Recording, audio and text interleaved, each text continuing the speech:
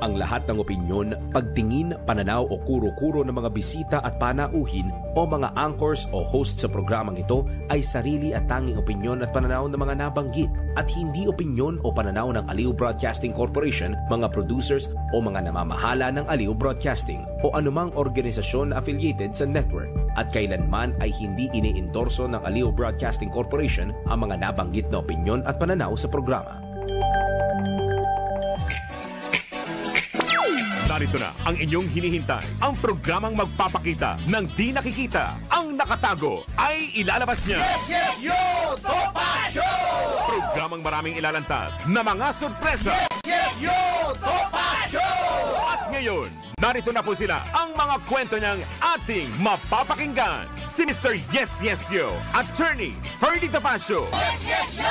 Topa Show! Yes, yes, yo! Yes, yes, yo! Yahoy! Yes, yes, yo! Topacio sa ngalan ni Attorney Ferdy Topacio. Ako po si Miss Juby Guzman.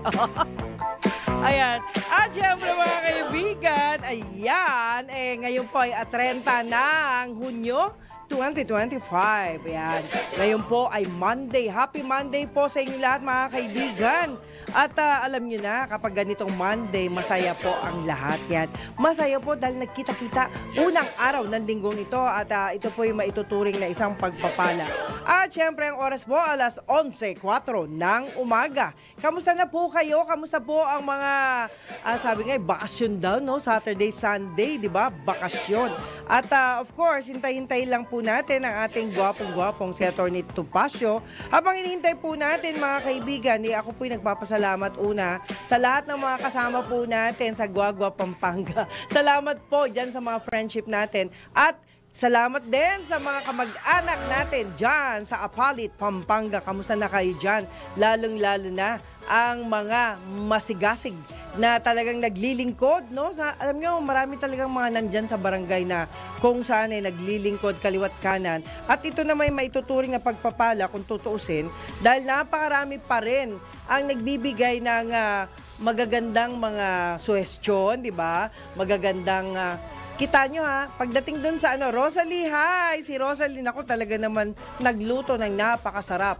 Napakasarap. Alam nyo ho, pag ganun yung mga bonding moment ng mga pamilya, talagang lahat ng masarap ginagawa ni Rosalie, at saka ni Claire, yan, Alday. But anyway, Arnold, salamat sa iyo, Arnold Alday. Ako po'y nagpapasalamat din kay Hansel ng Alday, no? Dahil sa inyo, alam nyo naman, naiikot natin ang mga bagay-bagay na hindi ho natin nararating, no? At ngayon po, sa unang pagkakataon, tayo po'y sabi nga po ng balitang ating nakahanda rito, no? Mas gusto na ng kabataang manggagawa ang work from home setup at flexible na oras sa pagtatrabaho. Bakit? Yan ang naging pagkumpirma ng Department of Labor and Employment batay sa pinakahuling pagtataya ng ahensya. Ayon kay Labor Undersecretary Carmela Torres, mas hinahanap ng kabataan sa ngayon ay ang mga makabuluhang trabahong tugma sa global trends gaya ng digital at environmental work. Kaugnay nito, hinimok naman na opisyal ang pamahalaan na dapat iakma nito ang mga programa sa makabagong pangangailangan ng mga kabataang manggagawa. Tinatayang nasa 6.4 milyon ang empleyadong kabataan sa bansa ngayon at 88% sa kanila ang may trabaho. Ayan. Kaya mga kaibigan, may good news tayo. Baka kayo po nangangailangan ng trabaho, pasyalan nyo na ang Rosario Medical Center dahil naghahanap po sila. Naghahanap yung aking friendship, si Josephine Salvador, ng staff daw sa 7-Eleven. Ayan, kailangan niya. Mga 2 staff lang. Ayan. At kailangan din niya ng mga ito, sabi niya, kailangan din daw ng mga pharmacist. Alam niyo, minsan, nakakatuwa, ako gustong-gusto ko noon ganyan mga trabaho, no? pharmacy, sa 7-Eleven, lalong-lalo na. Yung mga store na kung saan hindi mo na kailangang pagsilbihan yung mga tao, di ba? Dahil sila na mismo ang nag-aasikaso sa sarili nila at pumupunta na lang sila sa mga counter para magbayad. Yan yung maganda. Ibig sabihin, yan ay isa sa mga good example ng honest store. Yan. Honest in the sense na kita nyo walang nagnanakaw, kahit na nakabalandra dyan yung kakainin na lang, yung mga dadamputin na lang, di ba? Yun yung mga sample ng honest store na kung saan yan po ay ikinatutuwa ng inyong lingkod. Dahil talaga nag-o-observe po ako pagdating sa mga ganyan. At of course, parang birthday uli ni Sir Eloy Del Carmen dahil nga siya po ay kahit 91 years old na, talagang yung mga ganyan palang edad, usually, ako alam ko mahina ng kumain, pero ito kakaiba, no? Malakas kumain. Sarap na sarap siya, lalo na kapag ang kinakain niya ay paborito niya. Well, anyway, yan ho ang isa sa mga nakakatuwang usapin natin dahil meron tayong mas yung paniniwala na iba hindi rin pala totoo na ganun, no? Kailangan pang sabi nila sa edad daw mahina na raw kumain. Hindi po, depende na lang po yan, di ba? Kailangan ibigay po natin sa mga elder ang pagkain na kung ano yung gusto nila. Kadalasan kasi ang binibigay ng mga anak o sino man yung naiwan doon sa elder ay usually yung gusto nila, yung nag-aalaga, yung gusto nilang kainin, yun ang sineset up nila, which is sa ibang bagay mali daw. At yung ibang bagay naman, syempre, kung ano yung tama para sa doktor. Kasi mga doktor, may mga doktor din yan. At yan po naman ay ating kinatutuwa na rin dahil yung mga doktor, syempre, gusto nila yung gumanda ang pangangatawan ng kanilang mga alaga. Ayan. Okay, sa isang banda naman, namigay ang Department of Health ng libreng HIV testing and consultation, condoms, lubricants, PrEP at self-testing kits sa Love Loud, Love Safe. Pride Run, wow, 2025 nitong linggo sa gitna ng selebrasyon ng Pride Month. Yan. At ayon pa rin sa sa mga lain ng aktibidad na palaganapin ang kaalaman sa HIV o AIDS at ang konseptong U equals U o undetectable equals untransmittable. Yan. Kailangan talaga iwasan natin yung mga mga problema talaga pagdating dun sa Kaya ito yung mga precaution to. Maganda po ito. Ayon sa ahensya, may libreng testing din sa mga HIV hubs sa buong bansa mula sa 3 a.m. hanggang 9 a.m. At magugunitang ipinanawagan ng ahensya sa pamahalaan ang pagdeklara ng HIV bilang isang national public health emergency dahil sa pagdami ng kaso. Ayan. Yung ang mga anak po ninyo, lalong-lalo na kung ito po'y dalaga na o binatilyo na, nagbibinata na, di ba? Usually, ganun kasi ang nagkakaroon sila ng mga parang hindi na rin tama na siguro, gabayan na lang ho natin. Mahirap pong pag-usapan dito yung ukol dyan. No? Gabayan na lang ho natin. At syempre, hindi ho maganda yung early marriage At hindi rin naman maganda yung, sabi nga early motherhood, di ba? Mahirap yung maagang-maaga pa, nanay ka na, di ba? At yan po ay nangyayaring madalas, lalong-lalo na kung ang isang anak ay hindi nagagabayan ng kanyang ina. Ayan. Ina, mas lalo na. Yung ama kasi medyo, alam naman ho natin, usually ang mga ama yan financial provider yan. At of course, tayo naman ho, natutuwa dun sa mga, yun nga hong mga friendship natin, marami ho akong nakakausap na yung may mga anak sila na bagamat binabantayan daw po nila, ay dahil nga sa social media na nakakatakas-takas yan. Yung pagtakas-takas po ninyo mga kabataan, yan po ingatan po ninyo dahil hindi po kayo kagaya ni Daryl na si Daryl ho kasi. Si Daryl, alam niyo pag mababait na bata, ganyan no, kagaya nila Daryl at saka yung ibang mga kasamahan niya, yan ho nag-iisip muna bago magdesisyon. Kaya yung mga ganon, yun po yung gawin nating magandang halimbawa, yung mga kabataan na merong mga integridad, sabi nga ho nila, no? At of course, dito naman sa isang banda, sinunog ng Philippine Drug Enforcement Agency, katuwang ang Philippine National Police, ang mahigit na 34,000 piraso ng marijuana na nagkakahalaga ng aabot sa 6.9 million pesos sa barangay Lokong, Tinglayan, Kalinga. Yan. Grabe ha. Mahahay ka dito sa usok nito dahil biruin mo sinunog, di ba? Sinunog. Ayon sa PIDEA, nadiskubre ang taniman sa 2,300 metro kwadradong bundok. Kabilang sa mga lumahok sa operasyon ang mga PIDEA Region 2, PIDEA CAR, at iba pang unit ng PNP. Bunsod nito, binigyang diin ng PIDEA na ang tagumpay ng anti-drug operation ay nakadepende hindi lamang sa dedikasyon ng law enforcement agencies, kundi pati na rin sa aktibong partisipasyon ng isang komunidad. Yan. Alam nyo, noon kasi meron akong dinadaluhan ng mga press con. Ang sabi ho nila, yung marijuana daw ay gamot daw, no? Depende sa anong sakit yan. Hindi ko alam kung ano nangyari. Alam ko, nilalabi rin nila to para maipasa, no? Dahil ito naman daw ho ay gamot na maituturing doon sa mga ilang mga cases, no?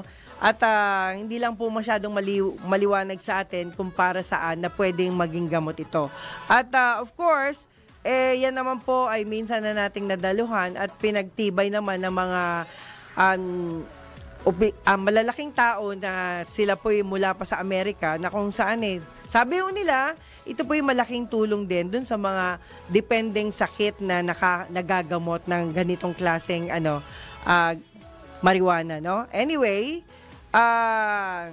yan, hindi pa natin alam yan pero meron tayong ilang na nasaksihan ukol dyan, okay? At sinabi pa rin, okay, ito naman sa isang banda, aminado ang Department of Public Works and Highways na kailangan ng i-rehabilitate ang 30-year-old na floodgate sa lungsod na Navotas kahit na ito ay naayos na noon pa. Yan. Ayon kay DPWH Secretary Manuel Bonoan, lumang-luma na ang floodgate kaya't gumagawa sila ng feasibility study para sa posibleng pagpapalit nito. Habang operational pa ito, patuloy anya ang monitoring at maintenance ng ahensya at magugunitang nakaranas ng malawakang pagbaha sa lungsod kung saan abot leeg na ang taas ng baha sa ilang mga lugar doon matapos bumigay ang bahagi ng river wall dahil sa mataas na tubig mula sa Manila Bay. Ayan. Totoo yan. At of course, thank you. Maraming maganda na ngayon na kita nyo ha. Talagang sinisikap nila na kahit sabi nga na iba, puro na lang tayo negatibo, di ba? Pero this time, maganda ho yung mga balita po ngayon na kung saan sinisikap po na magawan ng paraan yung mga ilang problema na dinudulog ng mga netizen, no? At yan po isang bagay na makakaganda, makakagaan sa problema ng bayan yan. At syempre, alam nyo naman ho, ayan. Okay. Si Eileen Espinilla Baron, ayan, sino to? Why? Ayan. Naghahanap ako ng need ngayon. Teka, hindi ko naintindihan tong text mo. Anyway, linaw lang po kung ano yung mga sinasabi mo, ha? Miss Baron. Yan. Okay. At, okay. Nako guys, no? Huwag kayong basta-basta iinom ng kung ano-ano. Sabi nga po ng ilang mga eksperto, dumaan muna tayo sa pagsusulit mula sa doktor. Mas importante ho kasi yan, ano ba talaga yung inyong karamdaman? Ano ba ho talaga yung problema na inyong kalusugan? Kasi alam nyo, pag basta naman kayo uminom, baka naman makasama. Well, anyway, sa mga natural medicine o natural mga herbs, di ba? Yung mga ganon. Yan, okay yan. Hindi yung masyadong problema yan. Pero yung pag-inom ho ng mga gamot na hindi ho natin kabisado, ay baka ho ikasama natin. Dumulog muna tayo. Lalong-lalo na. Pwede ho kayo pumunta sa PhilHealth dahil meron ho dyang consulta. May mga doktor ho dyan na po pwede natin hingian ng tulong. Alam nyo naman, yan ho yung mga bagay na pwede ho natin gawin. Huwag ho tayong basta-basta iinom ng kung ano-ano. Yan. At of course, sabi nga po ng ilang mga friendship natin, yan, ang good vibes lang po sa kanila kahit na daw natatraffic sila at naiinis na sila sa sobrang daming sasakyan, lalo na sa Commonwealth Avenue, ay pinagpapasalamat pa rin po nila na kahit papano ay nakakahabol naman sila at safe naman sila. Iyan. Pag ganun ho, okay po yan, lalong-lalo na yung mga driver na kahit na ho, alam nyo, minsan inaagaw yung linya nila, di ba? Yan yung kadalasang problema sa lansangan Yung mahilig mag-overtake, lalong-lalo na yung mga pampasaherong sasakyan. Yan usually wala sa lugar. Pampasaherong sasakyan na kapag sila po ay gustong magsakay, kahit saan umihinto, kahit saan nagsasakay. Which is, hindi po maganda talaga yon kasi minsan nagugulat na lang yung mga private car na bigla na lang merong papasok sa harapan nila na hindi inaasahan. Kaya kailangan talaga ang driver, kailangan maagap. At dapat malinaw ang mata. Yan. Kapag malinaw kasi ang mata, ay kahit papano, madali makaiwas sa disgrasya. Unless, di ba, yung iba kasi medyo mahina ang mata, kaya kapag kayo po ay naunahan ng mga mahilig mag-overtake sa inyo, yan po ay magiging problema. Ito po yung isang mga paalala na kung saan lagi ho nating nararanasan at of course, ako po hilong-hilo sa biyahe dahil mula pa ho nung Biyernes, Sabado, Linggo, ay tuloy-tuloy po ang biyahe natin sa mga kamag-anak, lalong-lana sa Pero hindi ako nakabili ng mga gusto kong bilhin. Yung merienda man lang, wala, hindi tayo nakabili. Kasi nga po, hindi po tayo makadaan dun sa mga daan na kung saan merong paninda. Bakit ho kaya? Bakit? Ayan. Dahil sabi nila, hindi raw sila nakakapag-stock ng marami dahil mabili nga. Yung paborito kasi, okay, mabiling-mabili. Ayan. Yung mga natin, eto nga po, yung mga kaibigan ko na naghahanap ng mga bagay-bagay, yun nga, hindi natin na bit-bit, no? Anyway, ito naman ho, isang paalala lang po natin doon sa mga kaibigan natin, na sana po kung kayo po ay merong mga itanong nyo ho 1 day or 2 days before. Kasi hindi natin agad-agad makikita yung mga gusto ho ninyong pag-usapan natin, no? But anyway, may kanya-kanya daw po. Ayan, may kanya-kanyang mga pananaw sa buhay ang ating mga kababayan. Yes. Totoo yan. Irespeto na lang ho natin kasi alam nyo ho, hindi po ako mahilig sa mga ganyang usapin Lalo na kung ating mga pananaw sa buhay ay nega. Usually, kapag ang isang tao ay negatibo ang kaisipan, iniiwan ko na ho yan kasi mas gusto ko yung positive Marami na ho tayong mga pinagdaanan, marami na ho tayong challenges. Yan, parang si Wenel. Marami ng mga laban, di ba? Laban lang, di ba? Kaya kami, kahit papano, kahit anong problema dumarating sa buhay natin, ay kaya nating lusutan. Yan. Di ba? Yun naman yung gusto natin, Wenel, di ba? At of course, iniiwasan din natin ang mga, alam nyo, minsan ang tatapang magsalita ng mga taong minsan lang, di ba? Minsan lang nakapagsalita ang tatapang. Ibig lang sabihin, dapat mag-isip po muna kayo ng mga salita, mga magagandang words, or kung hindi ninyo kayang gumawa ng magandang words, siguro mas maganda, manahimik na lang tayo. Yan. Bakit? Lalo na sa mga public vehicle, ang dami kayang mga suplado at suplada. Di ba? Parang, ewan ko, hindi maintindihan. May mental torture ako dun sa mga taong nakikita ko ang susungit, laging mga nakasimangot, di ba? Yung mga ganun ho kasi, may mga pinagdadaanan niya, kaya wag na lang natin patulan yan. At pagka minsan, kanina takot ako, parang nakatabi ako ng NPA, di ba? Nakakatakot kasi yung ano niya, yung bihis niya, yung alam niyo naman pag mga galing sa kabundukan, di ba? nasa loob ng MRT kasi. Alam nyo, ngayon ang MRT, baka magulat kayo, wala na ho siyang scanner na gamit. Hindi na ho nagche-check ng bag. Hindi. Yun lang yung medyo, ano kaya nangyari? Bakit ganun na, di ba?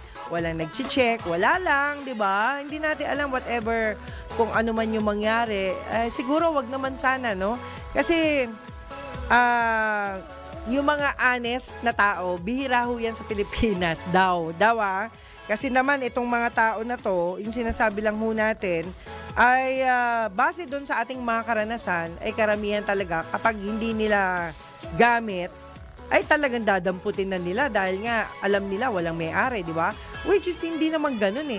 Kapag ho yan nakita o naiwanan ng sino mang tao, ipagkaloob nyo ho yan sa kinauukulan. Lalong-lalo na sa mga pampublikong lugar na kung saan, di ba? Kagaya ng mga restaurants, pag may nakaiwan dyan, mas malamang ang hindi makita yung gamit na naiwan. Yan, mas malamang yan. At of course, ito naman ho ay nakakalungkot na gesture. Pero pagdating sa probinsya, magugulat ho kayo. Sa probinsya ho na aking mga napasyalan, yan. Talagang yung honesty ng isang tao ay mas madalas. At nakakatuwa po dahil sila po ay sinanay ng kanilang mga magulang sa magandang asal. Kaya yung mga galing sa probinsya, usually yan ay hinahangaan natin yan. Hindi man sila kasing atribida ng mga taga Metro Manila, di ba? May mga ganun kasi. Kapag sinabing, probinsyano yan, maniwala kayo, mas mabait yan kaysa dun sa mga taong mga taga-syudad yan. Thankful din ako sa mga ilang mga friendship natin, lalong-lalo na kung kayo naman po ay merong pagpapala, no? Yung iba kasi, pag merong pagpapala, kita nyo, nakakarating na ako ng Guagua, Pampanga dahil dun sa pinasasalamatan ko lang ho yung space na ibinigay ho sa atin para dun sa ating programa. Binigyan ho ako ng space doon para sa billboard ng ating programa. At thankful naman yung grupo namin, lalo na si Atty. Topacio, na yun po ay walang bayad. Libre po yun, di ba? Kaya kapatid na Josephine Salvador, maraming salamat sa iyo kasi alam ko, gustong-gusto mo kaming makita.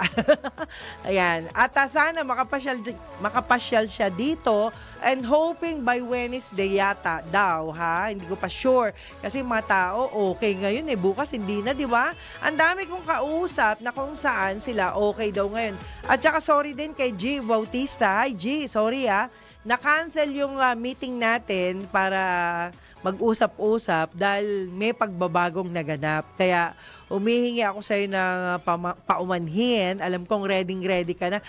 Yan ang mahirap mga kaibigan, yung matagal ang invitation, di ba? Halimbawa, inabot na ng 2 months yung invitation before the event. Tapos maka-cancel, 'di ba? Yun na medyo mahirap po na sitwasyon na kung saan humihingi ako ng paumanhin dun sa mga ibang naimbitahan natin na nagkaroon ng reset. Bigla hong nagbago yung ihip ng hangin. Pero hindi ko maintindihan anong rason at ito po ay na-cancel. Yan. Magpapaliwanag ako sa inyo. Maya-maya lang sa ating personal na usapin. Yan. Private talk muna tayo mga kaibigan doon sa aking mga kakilala na na-invite. Okay, time check muna tayo mga kaibigan sa ngalan po ni Atty. Ferdy Topacio. Ang oras po, alas 11:25 ng umaga. Yes, yo, Topacio. Sa ngalan pa rin ni Atty. Ferdy Topacio. Ako po si Miss Juvie de Guzman. Ang oras po, alas 11:32 ng umaga. At syempre, muli po, pasalamat ako sa mga Alday family, ayan, tsaka Vergara family. Hi, kuya! Naku, lahat kayo, naku, maraming salamat. At hindi lang po yan, yung aking mahal na kapatid, si Ate Josie, yan, Ate Josie de Guzman Valimento. Maraming salamat sa iyo, my dear sister. Alam nyo, yung kapatid mo na bihira mo lang makita, di ba? Parang sabik na sabik kami lagi sa isa't isa. Kaya, naku, takbo na naman ako doon sa ate ko. At syempre, alam nyo, dahil sa sarap din nilang magluto, hinahabol-habol. Alam nyo, ako magaling lang ako kumain, hindi ako magaling magluto. Kaya, huwag kayong mag-alala. Pag ako'y nakakarating sa malayo, asahan po ninyo yung kanilang masarap na lutuin ang hinahanap ko. And of course, pagbati na rin pinapaabot natin. Ako ito ho, yung mga binabati muna natin. Yung mga regular na nagre-react sa aking mga sinasabi daw, tsaka yung mga nagre-react dun sa aking mga panulat. Salamat din sa grupo ng Kasado. Yan, salamat po. Okay. congratulations sa lahat ng mga taga-kasado. Tsaka may graduate dyan, yung mga estudyante nila. Salamat po sa inyo. Anyway, hello to Captain Rolly Durana. Ayan, Yan, happy travel din. Ako, nag-travel din pala kayo sa malayo. And of course, thank you kay Mayor Gazo Galvez. Naku, hindi ko pa kayo nakita uli, no? After nung, magkakilala tayo. Yan, Mayor Gazo Galvez. At of course, yung aking bayaw, Kuya Oni Valimento. Maraming salamat sa iyo, Kuya Oni, kahit puyat na puyat ka. Talaga nga naman, hindi mo ko iniiwan, na ba? Yan, kahit puyat yan, talagang lagi nila akong kinakamusta. Anyway, tayo po'y nagpapasalamat pa rin sa lahat ng mga taga-subaybayan, yung mga fans ni Atty. Topacio. Mabuhay po kayong lahat. Pasensya na kayo guys, mahina kasi yung aking cellphone Hindi po ito nabubuksan ng live, kaya pasensya na. Anyway, baka bukas po mapaayos ko na talaga to. Mag-live, no? Anyway, yan. Salamat po sa lahat ng mga kaagapay natin. And of course, hello din sa lahat ng mga taga-subaybay. Sabi nga nila, kanina sabi ni Sir Dennis, di ba sabi ho niya, yung daw palatawa. Yan daw yung yung mga taong tunay na malungkot. Alam niyo, sa totoo lang, totoo yun. Totoo yun. Kaya kung kayo po ay masayahin, yan. Yung mga masasayahing tunay, no, mayat-maya masaya, mayat-maya bumubungis-ngis, mayat-maya tumatawa, yan po ang tunay na malungkot. Bakit kaya? Hindi ko rin maintindihan. Pero, syempre, alam nyo, minsan kasi yung mga taong ganyan, yan po yung yan po yung nagpapakita lang na okay sila, 'di ba? Hindi nila sinasama, parang ganito rin, hindi sinasama sa trabaho ang kanilang kalungkutan. Maaring nalulungkot sila sa ibang bagay na personal nila, 'di ba? May mga ganon. At yung mga personal na bagay, kung sila man ho ay nalulungkot, siguro pabayaan na ho natin, no? Na maging masaya sila sa ibang bagay, 'di ba? Sa trabaho ba okay 'yon, yung mga nagpapakita na masayang-masaya sila. Okay lang po 'yon kasi ibig lang pong sabihin nilalabanan nila ang kalungkutan nila. Nilalabanan nila yung mga private problem nila, 'di ba? May mga taong gano'n na hangga't maaari ayaw nilang madamay sa kanyang ginagawa, sa kanyang trabaho, ang bagay na, syempre, alam niyo naman kahit sino, di ba? Yung mga management, ayaw nilang ang kanilang mga staff ay malungkot. Gusto nilang masaya, di ba? Kita nyo si Sister Juday, laging kahit papano, kahit busy yan kahit papano, makikita mo yung eagerness niya sa kanyang trabaho. Ganun yung kailangan lang na talaga ay i-focus din natin kung yung ginagawa natin at huwag nating isali. Sabi nga nila, kapag kayo daw po ay galing sa inyong mga tahanan, huwag niyong baunin ang problema ninyo saan man kayo pupunta. Kaya congratulations sa Alday family. Kita nyo, dahil sa sobrang sarap ng niluto ninyo, talaga namang hindi ko makalimutan. Okay, hello din kay Amira Shine, JC Flores, hi. Josephine Salvador, ayan, di na kita makakalimutan, sister. And family, syempre, yung magaganda niyang sister, si Cecil, si Mila, ayan. And of course, and the brothers, handsome brothers. Eto si Sky. Nako, Sky, magpagaling ka na. Hindi po pwedeng stressful ka lagi. Magpagaling ka. At hello din kay Eliza. Eliza, ayan, kamusta ka na? Okay. Ano bang tawag dun sa mga taong mahilig mag-alaga ng pet? Yan. 'Di ba? May mga tao na imbis na makipag-boyfriend o imbis na makipag-girlfriend, ay mas gusto pa nilang mag-alaga ng pet. Bakit daw kaya ganun? Aba, malay ko. Tinatanong nyo pa ako. Ay, syempre naman, alam nyo minsan, wag naman ho kayo magagalit kung mali ang ang iniisip ko. Kasi minsan may mga tao kasi na di hamak na mas mamahalin mo pa yung alagang hayop mo kesa dun sa taong kasama mo. Paminsan-minsan, you know why? Kagaya po na lang ng marami yung nagsasabi sa akin lalo ng mga eksperto. Tingnan niyo ang aso, 'di ba? Pakainin mo, alagaan mo, paliguan mo. Yung aso talagang hindi ka pababayaan yan. Babantayan ka. Di ba may mga mga ganon, hindi na, not all the time pero ito naman ay sa mga tao lang na nakikita ko, ganon no, nangyari sa kanila. Pero yung mga tao na nakakasama nila sa kanilang mga pinupuntahan, di ba? Minsan yung pa yung nag-aano sa kanila, ng bubuli, minsan yung pa yung mga tao na parang kinaiinisin daw nila Pero ako naman wala namang problema yon. Ang importante lang naman, mahal mo yung mga alaga mo. Yan, whether tao ba ito, hayop ba ito, yan, mahalin mo. Ang importante kasi, you love what you're doing. Ang mahirap kasi, nagtatrabaho ka, may ginagawa ka, pero hindi mo pala gusto yung ginagawa mo, that is a big no-no to me. Kailangan, gusto mo yung ginagawa mo. Kapag gusto mo yung ginagawa mo, di ba, masaya, yan. Marami yung kasing mga tao ngayon na minsan dala rin ng kawalan ng problema, parang tawa lang sila ng tawa, pero hindi nila alam, yun na yung problema nila, yung katatawa nila, malaki palang problema na yun. Ayan pasensya na kayo kung yun ang ating ibinahagi. But anyway, sabi nga po rito, nagbabala ang, of course, nagbabala ang Department of Social Welfare and Development sa publiko hinggil sa mahigpit na pagbabawal sa pagbebenta, repacking o pamamahagi ng relief goods gaya ng ready-to-eat food boxes nang walang otorisasyon. Ay, totoo yan. Kapag wala pong nag-authorize sa inyong magbenta ng mga ganyan, delikado talaga yan. Kailangan ipakita nyo muna, ipaalam sa kinauukulan, di ba? Kailangan talaga yung mga ganyan kasi, hindi madali na magpapak kayo para sa maraming tao. Tapos yung pala po ay merong mga ingredients siya na nakakasama. Yan naman tingin ko sa ganun lang. Well, ayon kay Special Assistant to the Secretary Leo Quintilia, ito ay labag sa Republic Act number 10121 o Philippine Disaster Risk Reduction and Management Act of 2010. Kasama ring bawal sa ang pagtanggal ng DSWD label at pagbibigay ng relief goods sa mga hindi kwalipikado. Ayan. Ang mga food packs ay para lamang sa mga biktima ng kalamidad at maaaring makasuhan ang sinumang lumabag. Ayan.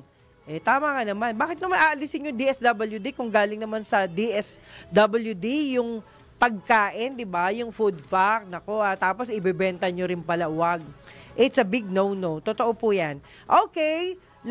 Latest naman tayo mula sa Filipino Mirror, magpapatupad ng pisong rollback sa presyo ng sardinas ang ilang manufacturer simula bukas para sa ilang kilalang brand ng nasabing delata. Layunin ng kumpanya na maibsan ang gastos ng mamimili sa gitna ng hindi tiyak na sitwasyong pang-ekonomiya. Kasunod na rin ito ng pahayag ng mga sardines manufacturers na hindi na nila itutuloy ang planong 3 pisong taas presyo sa sardinas. Kaugnay nito, tinukoy naman ng Canned Sardines Association of the Philippines kamakailan ang mas mataas na presyo ng imported tin sheets na resulta ng humihinang piso. Yan. O wag na kayo magtaas. Alam niyo kayo na lang po ang natitirang tagapagtaguyod ng mga taong gutom. Yung mga sardinas, di ho ba?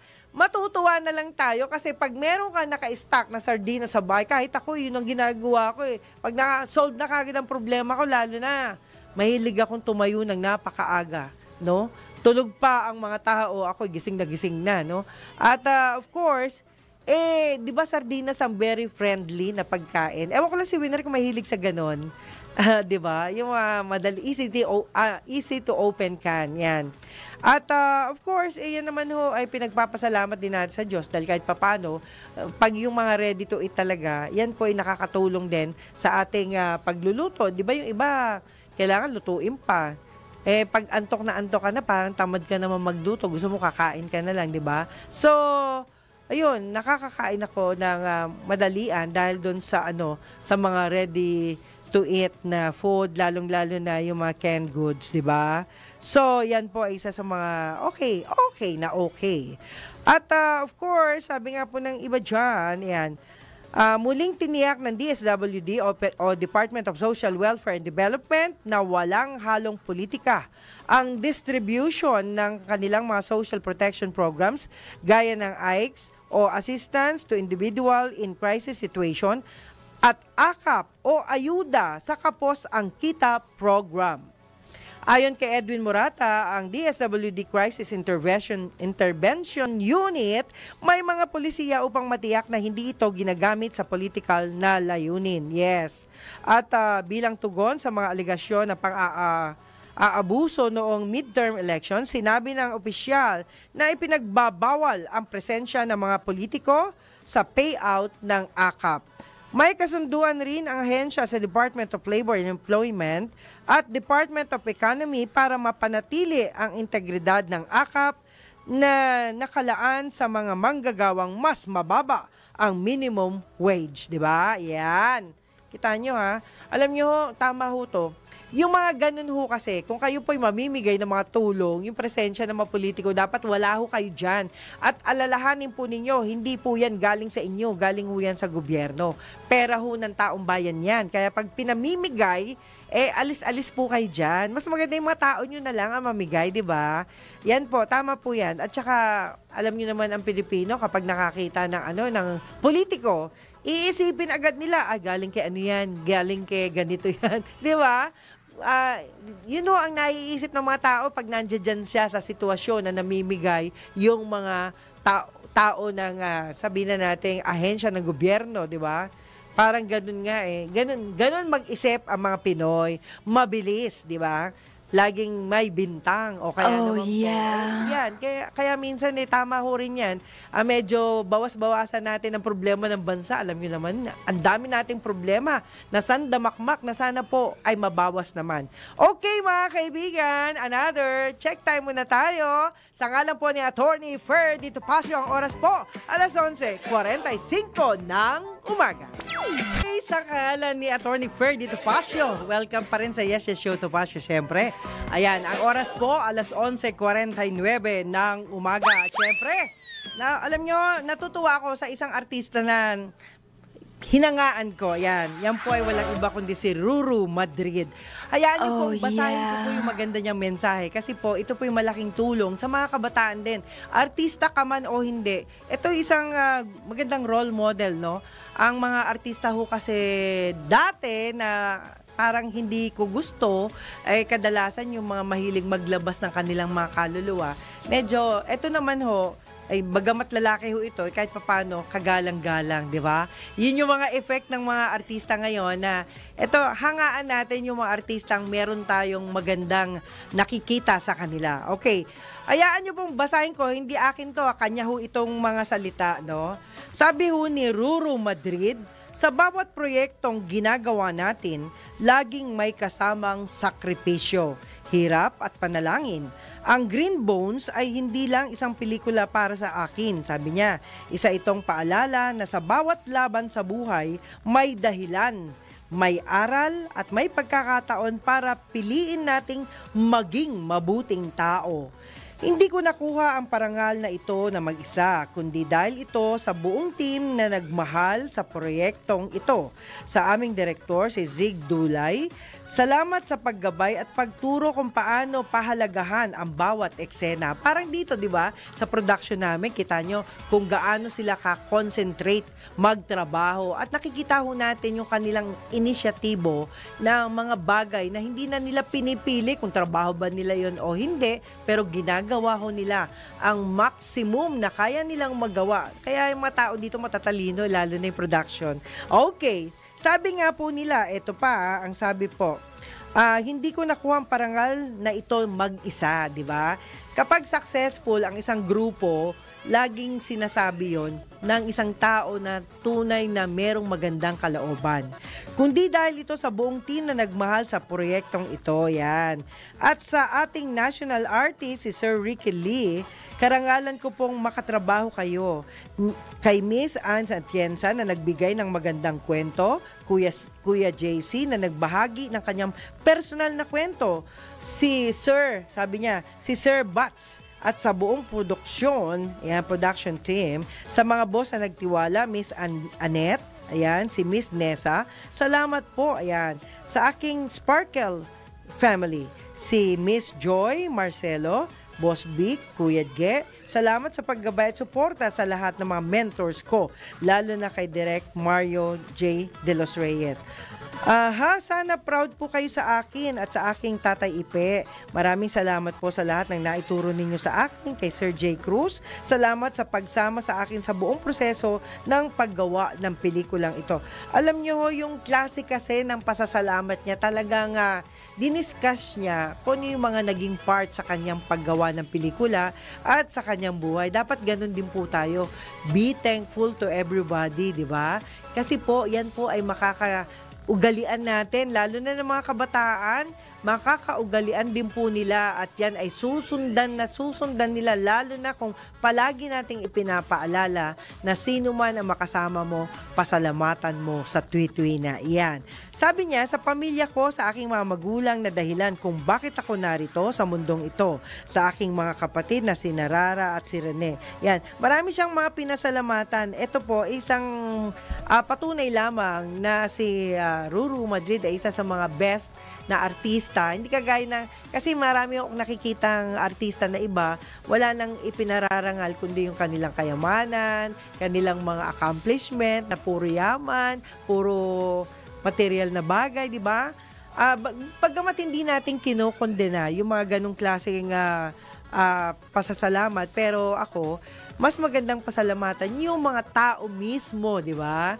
Hindi yung mga material na bagay na alam nyo po, para ho naman sa akin, okay din naman ho minsan, pero sa lahat ng oras, mas maganda yung taong nakasama mo. Ang lagi mong intindihin at pasalamatan mo dahil anuman ang success na meron ka ay dahil yan sa mga nakasama mo. Yung mga material na bagay, second na lang yan, no? Una-una, Panginoon. Pangalawa, yung mga tao na nasa paligid mo. Ayan, sila yung mga dahilan, di ba? Okay, at ngayon naman, ayan, meron tayong isang balita pa, no? I-share ko rin sa inyo. Minungkahi ho kasi ng OCD o Office of Civil Defense and Mass Pinagting na earthquake drill sa mga paaralan sa buong bansa. Ayon kay OCD Administrator Yusek Ariel Nepomuceno, nakipag-ugnay na sila kay Department of Education Secretary Juan Edgardo Sani Angara para sa isang pagpupulong hinggil sa panukala. Anya, ito ay bahagi ng long-term strategy ng ahensya para maging bahagi ng curriculum ang konkretong paghahanda sa lindol tulad ng aktual na pagsasanay sa loob ng mga paaralan. Yan. At tama ho ito alinsunod na rin ito sa direktiba ng Pangulong Ferdinand Marcos Jr. na palakasin ang muscle memory ng publiko sa panahon ng anumang kalamidad. Alam nyo, minsan tayo po kasi hindi natin napapansin na sobrang takot natin. Yung sobrang hindi natin naiintindihan yung mga ginagawa natin. Nagpapanik tayo. Lalo na yung mga ganyang lindol. Dapat hindi ho tayo magpanik. Alamin ho natin yung tamang bagay na dapat ginagawa natin. Kasi usually kapag nagpapanik tayo, mas una pa ho tayong nasasaktan. Kaya ho nagkakaroon ng mga casualty. Kaya ho, yan po ipag-aralan po natin. Alamin natin yung tamang sistema na makakatulong po. At yan po ang ating intindihin. Tama yan, yung gagawin sa school. At sana po meron lang tayong request sa mga sa mga nanalong mambabatas. Yan. Alam niyo po, mas maganda rin na isama sa sa edukasyon yung pagturo sa mga kabataan ng martial arts. Yan. Hoping, no? Noon ko pa yan nire-request pero sana matuloy. Alam nyo, ang martial arts po kasi magagamit yan ng mga bata, lalong-lalo na sa pagtatanggol sa kanilang sarili. Hindi yung pagdadala ng mga armas, hindi yung pagdadala ng mga nakamamatay na bagay. Wag po. At least meron tayong alam, no? Babae o lalaking bata ay may alam paano ipagtanggol yung kanilang sarili, di ba? Bukod sa galing ng pagtakbo. Yan. Sabi nga na iba, mas maganda daw, mabilis tayong tumakbo Kasi kesa makipag-away ng face-to-face dahil maaaring, alam niyo naman, kanina nga sabi ko nga sa inyo, amoy lasing yung mamang nakatabi namin sa MRT. At yan po kung nag-check ang mga guard, siguro hindi yan makakapasok kasi nga nakakatakot yung itsura niya. Una-una, kapag siya po ay nakainom, tas ganun yung amoy niya, di ba? Pero wala tayong magagawa. Talagang siguro, dahil yun na ho yung sistema ngayon, wala na hong scanner sa MRT. Kaya ho, mag-ingat-ingat din po tayo sa mga sino mang nakikita natin. Alert lang po kung matatandaan po ninyo kamakailan meron hong nawala ng 300,000 cash doon sa kanyang bag mismo. Ang nakakapagtaka lang, ikaw naman alam mong OFW ka, bibit-bitin mo yung ganung pera na napakalaki sa isang public vehicle, di ba? Hindi dapat dinadala, kaya dapat man lang inisip mo, nag-taxi ka, nag-grab ka, mas safe yon kaysa bit-bit mo yung pera mo. So, yan po yung mga ilang update natin ngayong araw na ito, ngayong Happy Monday.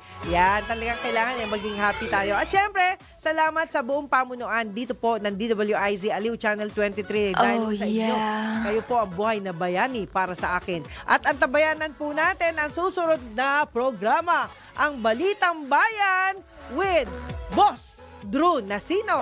Ayan. At sa ngalan pa rin po ni Attorney Ferdy Topacio, mabuhay po ang lahat ng mga kaibigan niya, ang mga kamag-anak niya, kaagapan. Siyempre, alam niyo naman marami yung kaibigan sa Attorney Topacio na talaga namang updated sa lahat ng happening. Yan. Ako po si Miss Jovi de Guzman na nagsasabing, lagi nating tandaan na huwag tayong makalimot, unang-una, magpasalamat sa Panginoong lumikha.